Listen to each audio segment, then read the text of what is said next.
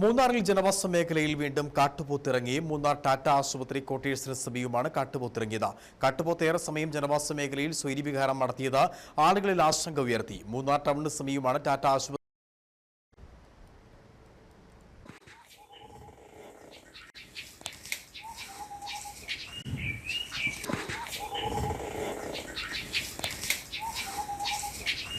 വനത്തിൽ തീറ്റയുടെ ലഭ്യത കുറഞ്ഞതോടെ വന്യമൃഗങ്ങൾ കൂടുതലായി കാടിറങ്ങുകയാണ്.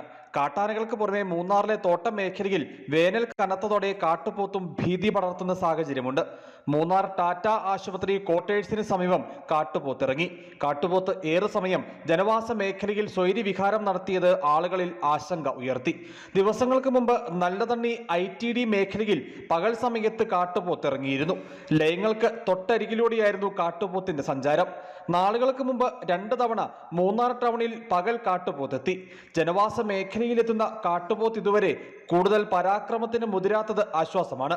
അപ്രതീക്ഷിതമായി വന്യമൃഗങ്ങൾ കാടിറങ്ങി എത്തുന്നത് തൊഴിലാളി കുടുംബങ്ങളെ ആശങ്കയിലാഴ്ത്തിയിട്ടുണ്ട്. വന്യമൃഗ ആക്രമണ ഭീഷണി ഭയന്നാണ് തൊഴിലാളികൾ പലയിടങ്ങളിലും ജോലിക്കിറങ്ങുന്നത്. News bureau, Adimali.